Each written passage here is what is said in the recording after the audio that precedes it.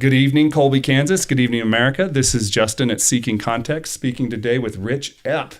Rich has been broadcasting play-by-play games for 52 years. You've been broadcasting or calling a state champion tournament for 51 consecutive years. You started Open Spaces Sports here in Colby 12 years ago, I think? 2009. And called your most recent game just this week, I assume. My most recent broadcast I did was Saturday, yes, Okay. Volleyball. All right, so we're not stopping the Rich Epp train. The Rich Epp train is still moving down the track. All right. Well, tell me about this place. What is Open Spaces Sports for people that don't happen to live in Northwest Kansas? Open Spaces Sports is a exclusive live streaming sports broadcasting company. We like to say it's what we do. It's not a sideline. It's not something that's just a happenstance. It's what we specialize in, and we've been doing it for 12 years. We cover more sports in Kansas with a live stream than any other company in the state. And who is the main audience? Is it high school fans, families? Primarily high school, yes. I do some college broadcasting as well here with Colby Community College, but it's primarily all the high schools we cover are in Northwest Kansas on a regular basis, all the way from, if you look at a Kansas map and you go find Tribune, Kansas on Highway 27, which is south of Sharon Springs and south of Goodland, you go from Tribune, Kansas, all the way to Almena or even Long Island, actually, in the northeast. And from the southeast, you go from Ransom, Kansas, the home of, by the way, the Ransom Rambler Nolan Cromwell, all the way to St. Francis. So all schools in between, we cover them. Wow. And how do you pull that off in terms of the team that does it? I know Oakley has a beloved sportscaster that calls the Oakley games, and I assume he's an employee of yours? Right. They're contract employees. We have several full-time employees. My wife and I own the company. My son works, and he's going to take this thing before long and run with it. His wife is the office manager, and so she's full-time, along with Dalton Snyder, who does some selling for us and then also does regular broadcasting on a weekly basis, but fill in as well. I mean, if I need to be gone or Cody needs to be gone, we call on Dalton. But during the sports broadcasting season from August until May, we employ and use about 14 to 15 broadcast and camera people. Cool. And it seems like they have a lot of fun. Well, I want them to have fun, and I hope they're having fun. I think the most stressful part of broadcasting on a weekly basis and doing, as an example, any one given night, we could be doing 7 football games. And just a couple of weeks ago, we did 40, just alone in the event center in Colby, 40 volleyball matches in one day with 4 courts, 10 matches on each court. My son is really the tech guy, and so he has the ability, and it's difficult, I think, but he does it very well. He might be broadcasting his own game, but he's got a challenge with Mike Patterson because he's in Syracuse, Kansas, and something isn't going right. He can use what we call Team Viewer, gets on there and fixes the problem while he's broadcasting. I don't know how he does it. I couldn't do it. I wouldn't do it. Okay, so let me get this straight. You're the CEO, basically, and your son is probably the CTO, Chief Technical Officer? And really, yeah, he's going to be both before long. Okay, but both of you are also calling games? Yeah, we're both calling games. And you do sales? I do sales. Your son does sales? He does sales. Okay, so everybody does everything around here. Well, not everybody. I mean, it'd be, he and I do sales and sports broadcasting. And Dalton Snyder does selling and broadcasting.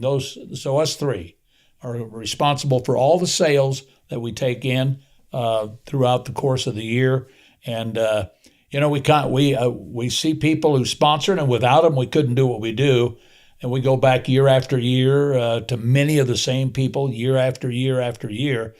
It's caught on after 12 years. It's become a pretty big deal. Cool. Well, I run a small business of my own, and if I was one of your clients, you'd knock on my door. What's the sales pitch? What is a business that could advertise on Open Spaces get out of this opportunity? Well, it gets name recognition for one, but you can specialize and certainly tell people, because we give them 30-second commercials, that run during the course of each broadcast that we do. Now, we have our Oakley sponsors, we have our Hoxie sponsors, we have our Tribune sponsors, we have our Triplanes Brewster, which is Brewster and Winona sponsors. We do have a handful of sponsors that sponsor everything we do as well. So they're on everything. And what do they get out of it? They get exposure and recognition and advertising on a by-game basis multiple times. Cool. And can you take me back now to like 2009? And you've been in broadcasting, had a varied career. What ignited Open Spaces? What started it was I was actually broadcasting Colby High School sports on the local radio station in Colby, 100.3. And I had actually done something that was really unique and different in the broadcast business. I grew up and started in the broadcast business back in 71. We can cover that later. But in 2009, or actually between 8 and 9, the radio station got new owners who came in and decided they did not want to use me to do the sports broadcasting anymore the way it had been done. This is KLBY? This is 100.3 The Ride. The Ride, okay. And also KXXX. KXXX, okay. KXXX. When I moved back from Topeka in 1993, the radio station was not doing any Colby sports. And I had a local businessman in Colby come to me one day because I was doing games for the Goodland radio station, doing the Colby games on the Goodland station. And he said, "Why are you doing the Colby games on the Goodland station? Why aren't they on the Colby station?" I said, I don't know. I mean, I don't have anything to do with it. I work at KLBY. I'm in sales and running that station, but I also do sports on the side, freelancing. Well, I went to the manager at the radio station and I said, "I got an idea. I would like to buy some time from you." I mean, when you advertise anywhere in radio, television, newspaper you buy space in the newspaper, radio you buy time. 30 seconds, 60 seconds. You can buy an hour, you could buy 2 hours, you could buy 3 hours. I said, how much will you charge me for 3 hours of broadcast time? This was in 1993 when we moved back. So 94 is when I started it. He told me what he wanted. I said, I'm going to go find my own booster club. And I went and found my own Colby High School booster club to sponsor. And they paid me, and I paid for the time on the radio station. And I was on the radio station doing all the Colby games. So you bought airtime to broadcast the game itself. That's exactly right. And then resold some of that time to advertisers. That's right. I sold sponsorships throughout the community. And just like I do today, do the same thing today. Right. But same people today, as a matter of fact. Right. But it's kind of like if you sold the radio station a variety show or a talk radio. It's the same concept. If Rush Limbaugh bought time on radio stations all across America for 3 hours, the Rush Limbaugh show, right? Okay, right. He's buying from the station to broadcast there, and then I bought 3 hours of time, and he said, "What are you going to do with it?" And I said, "I'm going to broadcast Colby High School football." He didn't care what I broadcast as long as it wasn't profane or whatever. Right. And it was an athletic event, and he was okay with it, and I paid them for the 3 hours. And my boosters paid me to pay for my time and my effort and my equipment and everything else that goes with it. That went on from 1993 to 2008 when the new people bought the radio station. They wanted to change it. And I would tell anybody that what I was doing was unique and different, and not too many radio stations did it that way. They want to do it in-house. That's what they were going to do it in-house. And I said, that's fine. So I walked away. I was gone, but what do I do? And I had two friends who said to me in 2009, you know what you ought to do? You ought to go start streaming high school sports. I didn't even know what they were talking about. I had no clue what it was about. I'm not very technical, certainly, but these two guys recommended that I could do that and stream the Colby High School sports. That's how it started in 2009.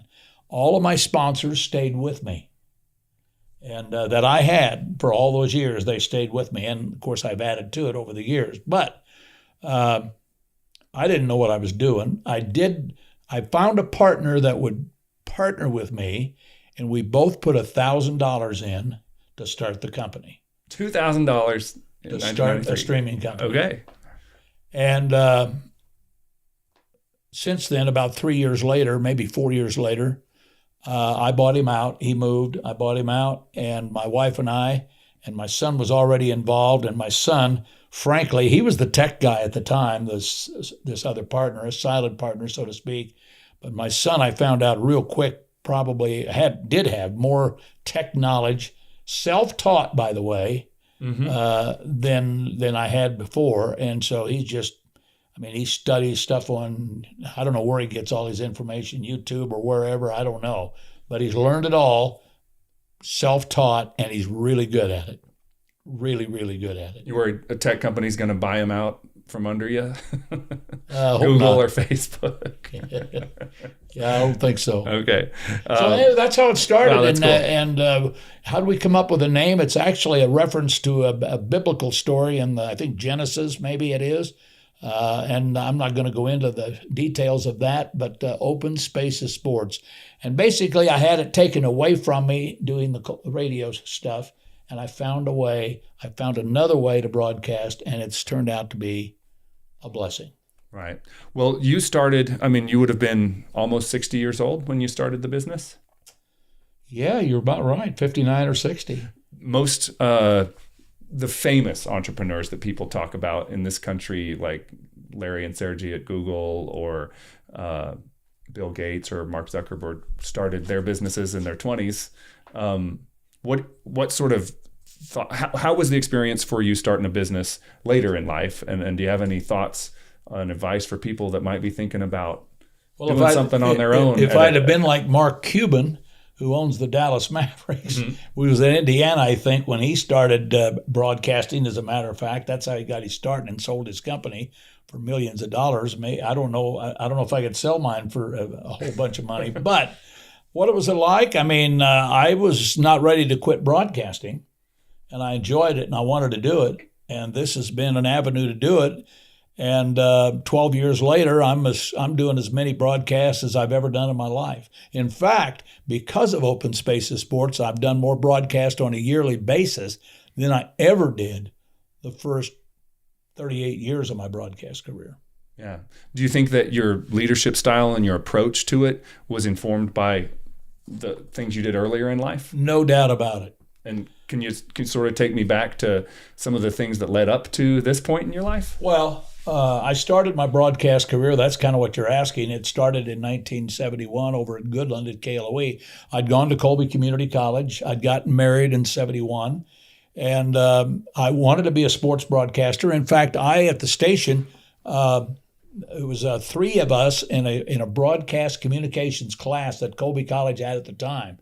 We started the radio station at Colby Community College, KTCC. In fact, we named it, the three of us. And Larry Fowler was the instructor. And when I left and graduated in 71, he went to Garden City. Then his friends came in and ran it. It was a very successful radio TV department at Colby Community College, particularly radio. A lot of students have gone through there. A lot of students have gotten jobs. Wyatt Thompson, who's the current voice of the Wildcats at Kansas State, is a graduate of Colby Community College and graduated from that broadcast and then went to work at Goodland, where I did. In fact, he followed me at KLOE because I left there and went to Illinois. But Kay Amelia, who ran and was the general manager for KLOE radio and television, took a chance on me in 1971. And I've learned everything I ever knew about this business really from him. And not only was it the broadcast end, but also the sales end. In fact, I remember him telling me one time, Rich, you will not stay at Western Kansas unless you want to, because you could go to Chicago or New York and work for an advertising agency and make all kinds of money if you wanted to. Well, I'm not a big city guy, so I never went to Chicago. I've been to Chicago and I've been to New York, but I'm not going to live there. Yeah. So anyway, I learned what I learned from Kay Amelia, who mentored me and gave me a chance and showed me the ropes, told me what I needed to work on. I remember him telling me, Rich, you need to learn how to read copy because you don't read it very well at all. You don't know you don't know where the commas are, you don't know where any of that stuff is. And so I learned it over a course of time. But I think the broadcasting and the sales kind of go together. And for me, it's been a very, very profitable thing. And I've had a wife who stayed with me for 50 plus years, supported me every step of the way. And I wouldn't be where I am today if it wouldn't have been for her approving what I do and supporting what I do. Well, I'm curious about that and how such a demanding schedule and the lifestyle of the broadcasting and play-by-play sports, it seems very hectic, and especially if you're in sales, you're always hustling. How did you strike the right balance and keep a stable marriage in the middle of a growing career? That's a great question. I would say, by the grace of God, we have stayed together for, I guess it's 51 years, going on 52. But I think it's a case of a lot of forgiveness and understanding. She raised the family. I wasn't around, honestly, as my kids were growing up. It's interesting, when my son, who came to me, he didn't start the business with me. He didn't start working with me when I started in 2009. He didn't come along till about 2011, maybe it was, something like that. But he approached me, and he was actually working for a concrete company in Colby, driving a truck. Really? And he goes, Dad, could I come to work for you? And I think I could do it, and I think I'd like it. And he's as good a sports broadcast play-by-play as there is in Northwest Kansas, without a doubt. And he's always said, you didn't realize it, but I was learning all those years when you didn't realize that, you were teaching us, but we weren't really along with you. They didn't go with me to games. Never did they ever go with me that I can think of. They just listened. They evidently always listened, listened. Because my wife, when the kids were little, didn't go with me to ball games. She did early on before we had kids for a few years. But, she raised them, so they had to be listening some. And I know he said, while you didn't realize it, I was learning all along. And he thinks he's had the best teacher. I'm not sure about that, but he's pretty darn good at it. And you guys have been able to form a pretty good family business partnership. That can be difficult. It has its challenges at times. I mean, let's be honest. There's disagreements from along the way, from time to time, but nothing that I feel like can never be worked out. Mm-hmm. And have you had to think about how you make sure that everyone is treated fairly in terms of the team when you're employing your own family members? Yeah, it's not been as tough on that area as you would think, probably. I mean, it's been pretty good, honestly. We throw ideas at each other, and I guess ultimately I have to make a decision at the end of the day, but we usually work it out. Yeah, cool. Well, leading up to or in between those early days in your broadcasting career and starting Open Spaces, you worked for the governor of Kansas. I know you ran a restaurant. I believe that didn't work out. Yeah, I'm not so sure that was the smartest thing in the world. Well, can you tell me about that experience? And if it didn't work out, what you learned from it? I learned, which I've heard other people talk about, I learned that really, not that I didn't really know anything about the restaurant business, but my wife and her family had a restaurant in Oberlin, Kansas, which is where she grew up. Mm-hmm. I don't know. I remember we were kind of friends with the people that owned that restaurant, and they were going to sell and move back to eastern Kansas where they were from, and I thought this is a good opportunity. My wife can have this business, and I think she, after about 2 days, thought, what did we do here? Thanks a lot. And I think I told her it was a birthday gift or a birthday present. It wasn't too smart a birthday gift. Lasted 3 years and we got out of it because the economics didn't work. The location wasn't good. And so back in the early 80s and the economy was really tough. It was really, really tough. But I can tell you, and I was in the broadcast business working at Goodland at the time, and already had been to Illinois and come back, but I was getting up at 2 o'clock or 3 o'clock in the morning, going and cutting steaks at the restaurant, then be gone by 6 o'clock, going to work at KLOE Radio and Television, selling advertising, then broadcasting at night. And if I didn't have a game at night, I'd go cook steaks at the restaurant till 10 o'clock at night, get home by midnight, turn around at 2 or 3 in the morning, get back up and go. I wouldn't advise that for anybody. I wouldn't advise that for anybody. It sounds like that if you're in the restaurant industry, you might want to be all in order to be able to make it work. But that's risky. Yeah, well, if I was, I think that works good for the, is it the Mittens or whoever it is that had Mittens Truck Stop, that family that runs it, they know the restaurant business. Well, actually, they've sold the restaurant. Yes, they have. Because I think they felt the same, that they weren't great restaurateurs. That's what Misty told me. So I think that it may take a special, I've interviewed some people that run restaurants, but it's kind of their whole life. Yeah. And it can be that way. Yeah, I've been, I've never gotten out of the broadcast business, but I've done a few things alongside the broadcast business. The restaurant was one. I've always had an interest in politics and in the political arena. And you're right, I did work for the governor of Kansas, Mike Hayden. I left radio in Alliance, Nebraska. I had actually just been promoted and given the manager's position at KCOW Radio in Alliance, Nebraska. And I went to work there on August 1st of 1987. Mm-hmm. But then in 1988, in February, Mike Hayden, who was from Atwood, Kansas, who I had talked to as he was a legislator almost on a weekly basis, selling advertising in Atwood. I'd have coffee with him every week, and we'd talk politics. He called me and asked me if I'd want to go to work for him and at the Department of Commerce, and then move over to the press secretary's position for the governor. And I thought about it. I prayed about it. I thought about it. And finally I decided, yep, I'm going to do it. So I left broadcasting in 1988 and moved to Topeka, Kansas, took my family, and we moved and uprooted and lived there for 5 years. He was not successful in his second attempt at his second term, mm-hmm.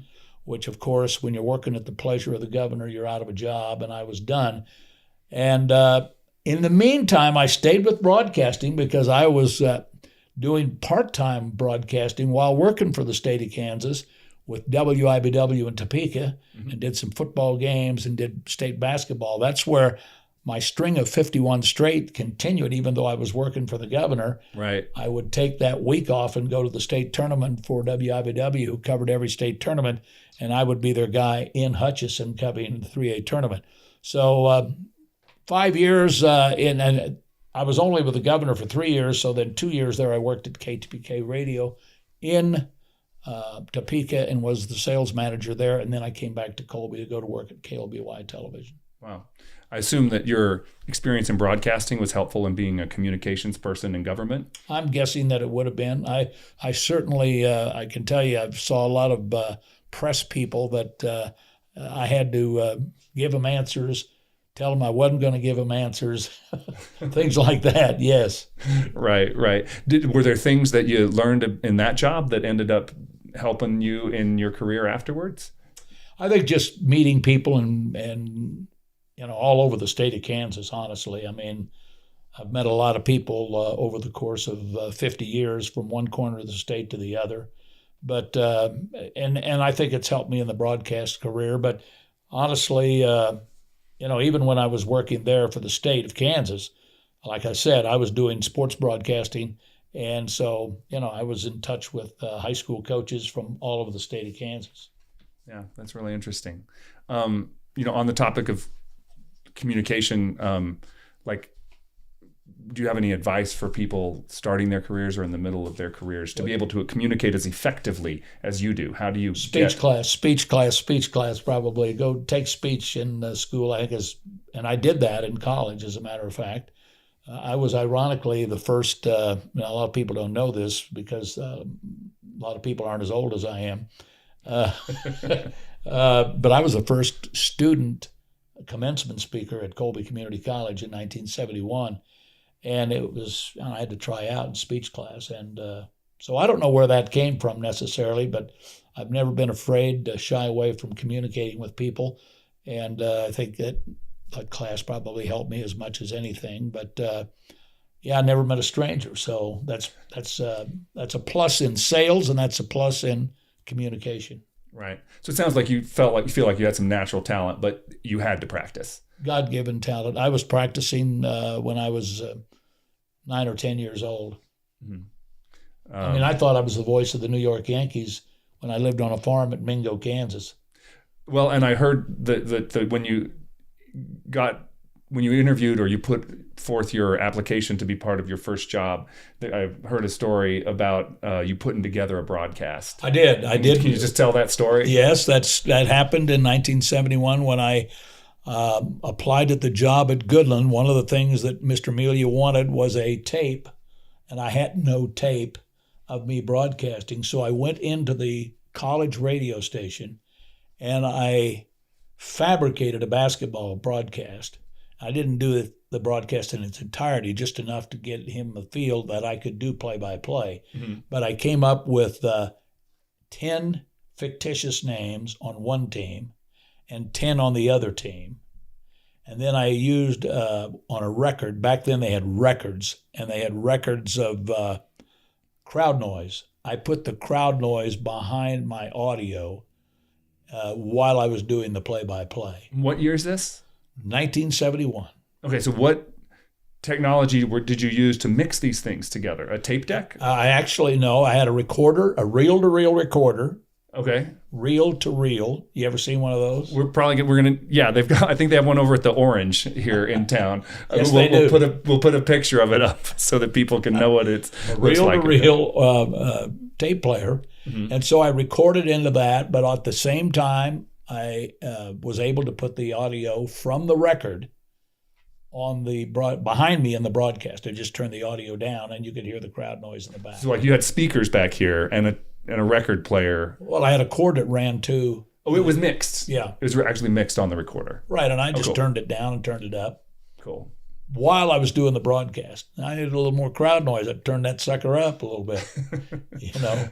And did you get his animation? Phillips hits a layup going down the baseline. Yeah, and then you get the score. I mean, you're pretty animated when you have a big game. Yeah, I mean, I was a lot of BS.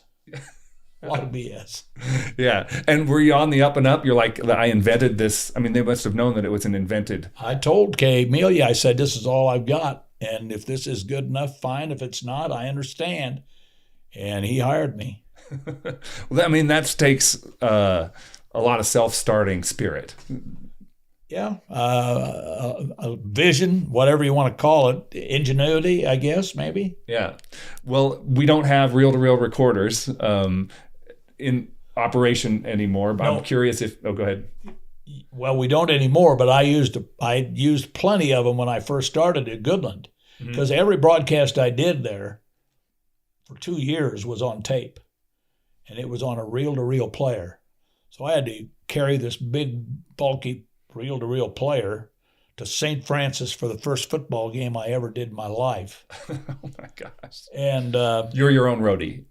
Oh, absolutely. I did everything. I still do everything, it seems like, I think. But I took that reel-to-reel player, and, yeah, I put it all on reel-to-reel tape. I remember one day my leg happened to touch the reel, and so the reel wasn't winding the tape up, and it all ran down on the bleacher. Oh, my gosh. And you're there by yourself? Well, I'm there by myself with the broadcast. I'm the crew. I am the crew. Oh, my gosh. But it worked out, and, I did that for a couple of years because I was the guy that did the area games. They had a guy doing the Goodland games, and the Goodland games were on cable, and they had cable TV back then, believe it or not. But they only had 3 channels on the cable back then, mm-hmm. and one of them was audio of the radio station. So the radio station was AM only and could not broadcast after sundown or, a half hour before or after. I don't remember which it was. So they put the football games and the basketball games were done live on the cable, channel 13, if I remember correctly, in Goodland. So the Goodland people, if they had cable TV, they could listen live to the Goodland broadcast. On their TV set. On their TVs. Okay. Which were black and white, probably. Maybe a few color TVs back in 1971, but there weren't any 52-inch screen TVs back in 1971. But I was doing the tape delays, he was doing the live, and then finally 2 years later, he got himself in a little bit of trouble and it cost him his employment there, and I moved over to do the Goodland games, and I did Goodland till I left there. Wow. Yeah, I was going to ask, and I still want to ask, what over the course of your career do you feel like has changed in sports entertainment, and what has stayed consistent? And what your story here tells me is that, man, when you're like, where can I go watch the K-State game? It changes from year to year, or even from week to week sometimes, and it can be frustrating for the fan. It can be frustrating for the fan. There's still a place, even though I'm not on radio. I think there's still a place for radio. I believe that. I'm an old radio guy. Now, kids your age and younger, maybe a little bit, radio's not a big deal to you anymore because of phones, and you can listen to music on your phone. You can get the weather on your phone. You can get the markets on your phone. You can get the news on your phone. Whatever you want, you can get on your phone. Am I right? That's true.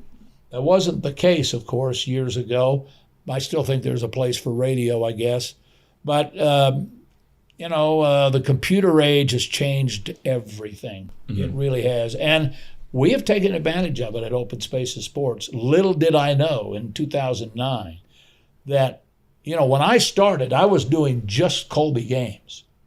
I had no idea. It was just Open Spaces for Colby, Kansas. That's right. Open Spaces Sports. We're covering the Colby Eagles. Now, I was covering football.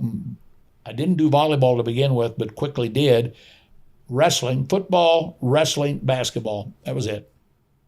Well, little did I realize that until my son came around and informed me that, Dad, you can do multiple broadcasts on our website. And that's another thing, by the way. I had nothing to do with building our website. I didn't know anything about a website. And if you want to know the truth, I still don't. I just know how to get to it.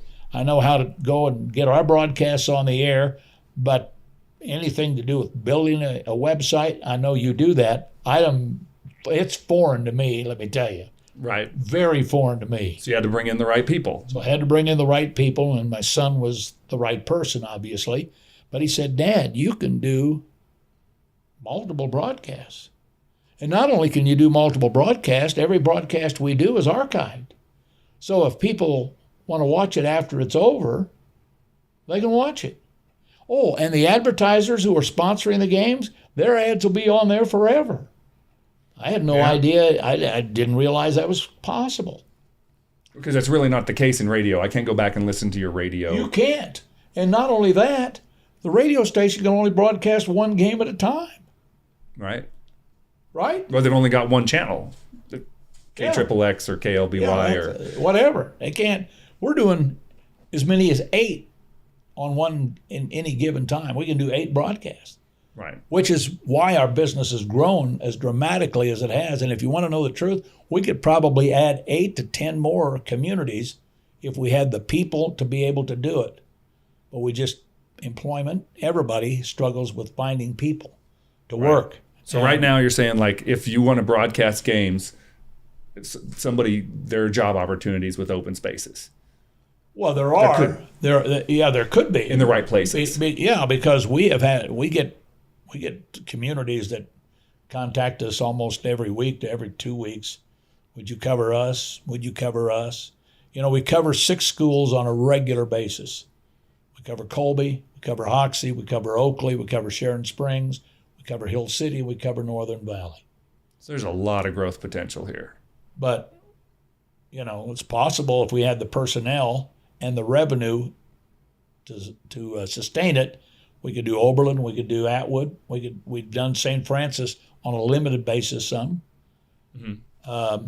We could do Greeley County, and we've done Meade, Kansas. I mean, as you well know, because you have a podcast, that this thing is going where? All over the world. Right. Yeah. So we could do it anywhere. Right. And we've had that conversation about Open Spaces. Somebody wanted to franchise. We want to franchise this thing out and move it to Texas, or Right. move it to Colorado, or move it to New Mexico, or move it to Missouri or Arkansas. It's possible. So this story is to be continued. Yeah, and I would say this: if somebody wants to get into the broadcast business, I mean, did you go to school to be a broadcaster?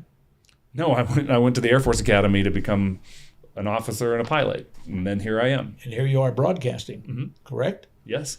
You're proof that if you want to broadcast, you can get a little bit of equipment. Honestly, you could just use your phone and broadcast on YouTube if you want to. Right. So the opportunities for kids who want to get into broadcasting are way better today, in my opinion, than they've ever been. When I tried to get my job in Goodland in 1971, I was told by my brother-in-law, it's going to be really hard for you to get a job because sports broadcasters are a dime a dozen, and there's not that many stations around that need sports broadcasters. I was lucky that a guy had left Goodland and moved from sports to news, and I got lucky. Wow. I got lucky. It is a different world. It's a way different world. It's a way, way different world. And I think streaming, I mean, it's gotten hotter than a pistol since COVID. Right. Everybody wanted to stream when COVID came around because nobody was letting anybody in to see the games, and you know what that was all about. It helped our business without a doubt. Yeah, that's really interesting. So one misfortune helped somebody else. The economy is good is critical for any business, though, and as the economy goes, so goes your business, huh? Right. Sometimes. Buyer beware. Yeah. I'm curious about something, a little bit of a technical question here. How do you advise your broadcasters, and what's your own approach to doing your I've heard you say that you do radio play-by-play on a video recording of a game. I do, and it's not normal. And how do you strike the right balance there between talking too much like a radio play-by-play when you know someone might be watching? Well, here's what I hope they understand, and the reason that I do the radio play-by-play on a video broadcast is because I've had too many people tell me I've got my TV on or I've got my computer on, but I'm in the kitchen doing this, or I'm somewhere else. I've got the audio turned up. I don't see what's going on. I just hear you. So the radio play-by-play on a video broadcast, I thought, is important. Yeah. Now, for the guy that's watching it, he's thinking, you don't have to describe everything that's going on, do you? No, I really don't. But for the person who's not in the room watching but is listening, they want it. And if you have excitement in your voice, even if you're watching, it's more fun to watch. Probably. Yeah, if you don't have excitement, nobody turns on an athletic broadcast or any kind of broadcast to fall asleep. Right. You hope not. I don't think so anyway. Right. Well, some of the interesting things about your history and your career is that you've had the opportunity to interview and meet and call games for a lot of famous people. I understand did you interview Bobby Knight? I have. Did you interview Harry Carey? I did. So, and you've called games for Magic Johnson? I did. Okay, so when you see people that live in the spotlight, when you've met them, the national spotlight, and seem to carry themselves in a really professional manner and are role models, do you have any learnings from how they pull that off? I don't know what you mean, actually. Well, I guess, like, what have you learned from meeting people that have such levels of fame? Well, I mean, I guess I never even thought about it when I interviewed them or talked to them. They're just people. They're just people, actually, honestly. Yeah. To say that I wasn't nervous when I interviewed Harry Carey, not Harry Carey. Well, I did an interview with Harry Carey too, but Howard Cosell was in Kansas City at a playoff game, baseball. I worked at KLOE at the time, and I had that interview for a long time. I still might have it in some box somewhere. I don't know, but I was nervous. I mean, here comes Howard Cosell strolling down the right field line toward home plate, and I'm out on the field because they're having batting practice and all kinds of media are out there. And I had my little recorder, and I walked up to him and I said, can I interview you for just a few minutes? Would you give me some time to interview you, Mr. Cosell? And he said, yeah, by all means, go ahead. What do you want to ask? And I did. I asked him several questions, and he answered those questions. He was very gracious.